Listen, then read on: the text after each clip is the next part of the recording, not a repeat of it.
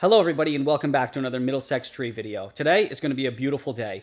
We are working just off the main area in Essex, Connecticut today. This is a repeat customer from Middlesex Tree as we have worked on this property at multiple different times. We are not exactly working in a tight space today, but we're going to have the truck positioned properly for what we're going to do. And here's a familiar face who's back on the crew. Let's give a warm welcome to Ben, aka Bert, who's back with Middlesex Tree. You'll be seeing a lot of Bert, who is Willie's brother, who he calls Dirt, in the upcoming videos. For today's work, this customer is looking to clear out threatening trees that are leaning towards their house. They recently put on an addition and they don't want any trees falling on it. And speaking of threatening trees, look at the size of this absolutely monster tulip. But we'll get back to that in a few minutes. Take a look at the split in this tree. We're going to be getting rid of this whole tree today. And here's a good sized stump from a tree that the guys took down in the past. Let's get Derek up in the bucket truck and start making some cuts. As usual, first he is going to remove some of the smaller branches so he can make his way up the tree. Chaw, Dirt, and Bert are going to be working on the ground this morning. Chaw is going to be pulling the branches where he wants them to land, and Willie is going to be controlling the porter wrap so that the trees don't fall out of the sky at free fall speed. In a short amount of time, we've already got enough branches on the ground where Willie has to step in and get the dingo moving to get these branches out of the way.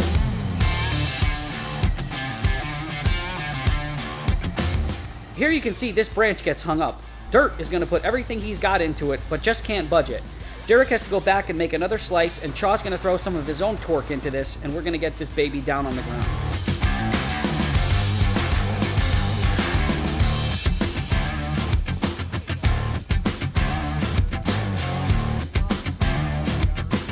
You can see here is a good example of why Chaw is going to give these branches a pull. They swing nicely into the area that he wants them to land, where it's easiest to pick up with the dingo.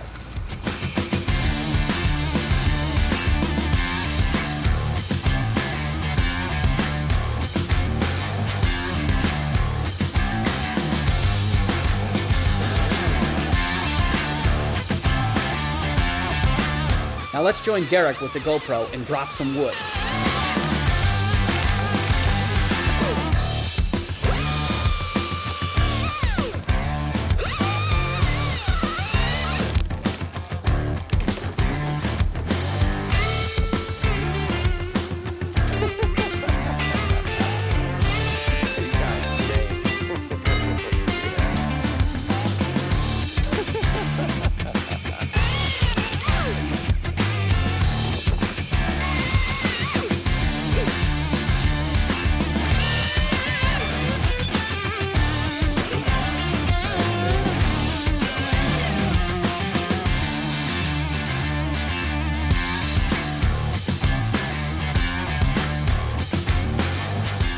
Of course, everything is building up quickly, and Dirt's got to get back on the dingo to start chipping the branches.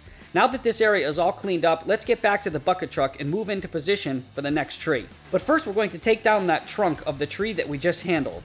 Wow, look at the ricochet as this trunk lands. Just another example of why you need to know what you're doing when you cut down trees like this. Here's Derek having a chat with the homeowner. I wonder what they're talking about. Well, they're talking about this tulip tree and the plan of action. This customer really wants this tree removed, but according to the property lines, it's 50% on his property and 50% on the neighbor's property. But we just got word that both parties are okay with taking the tree down.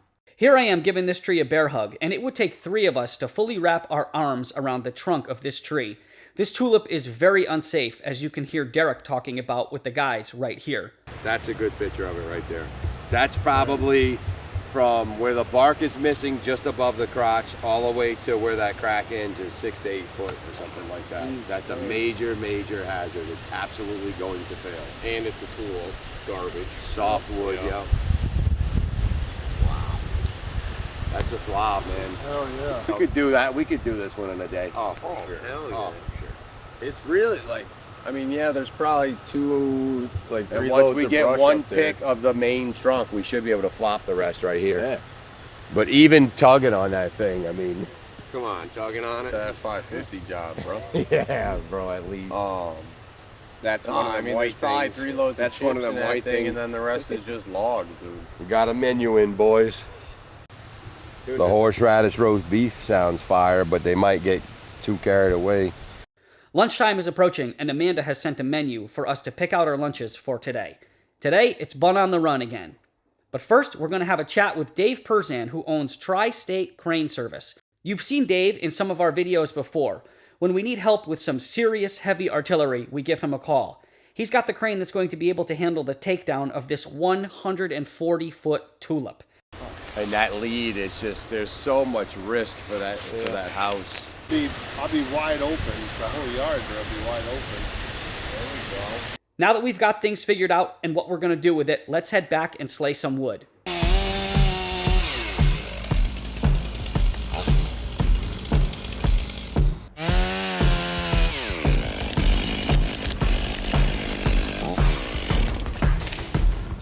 Now, do we need a snake bite on it?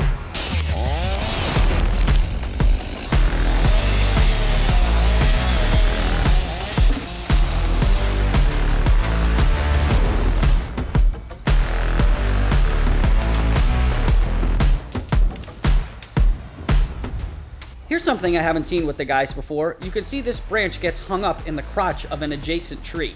Let's watch that again from the drone.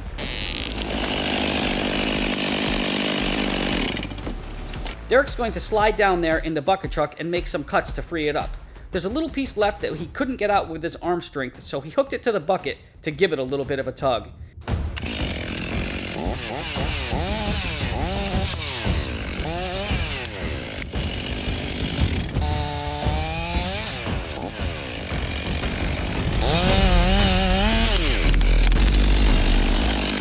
That's a great drop right there. I love the sawdust in this shot.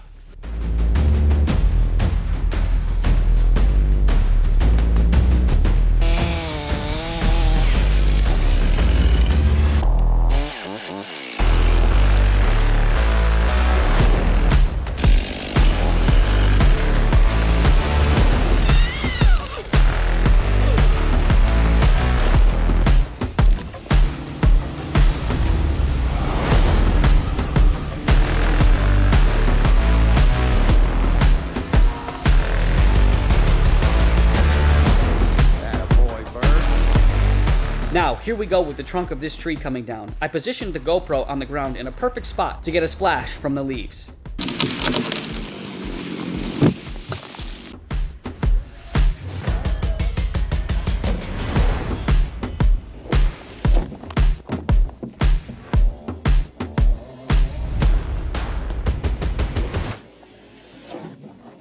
Lunchtime it is. I got the Chipotle chicken sandwich today. Bert got some kind of a wrap. Derek had the horseradish roast beef as well as chaw. We love Bun on the Run. Derek had to head out after lunch to go make some estimates, which left Chaw to man the bucket truck. Dirt is going to start working some of these huge log sections to put in the back of the truck and then bring across the street to the neighbor who is going to be taking them for firewood. I say it all the time, but I can't believe how much weight these dingoes can lift.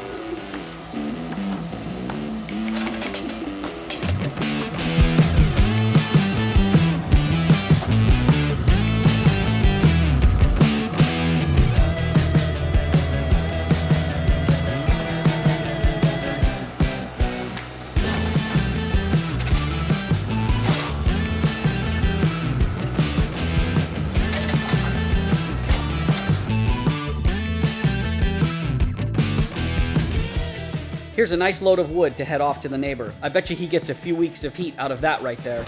Those are some big chunks, but he said he was able to handle them. Now let's head back across the street and see how we got ourselves in a pickle of a situation. What happened here was Bert didn't put enough wraps around the porter wrap, so when the tree was cut down, all of the weight on the tree was hung up on the rope and the porter wrap, and we couldn't get the tension off of it. Dirt got pretty hot here about this situation and came up with a couple of ideas to take the weight off of the rope. The first idea was unsuccessful, but the second one pulled through and we were able to free this tree up and get it down on the ground. We lost about 10 or 15 minutes here, but hell, sometimes things happen.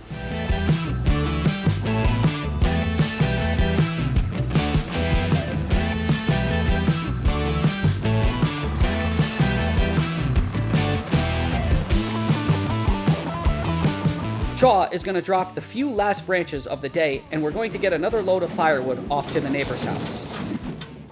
This is what we're looking at the end of the day. A nice clear backyard at this house. The trees you see remaining do not have any lean on them, and they are not threatening the property. Thanks for watching Middlesex Tree YouTube channel, everybody, and stay tuned in the upcoming weeks to see if we take down this tulip tree.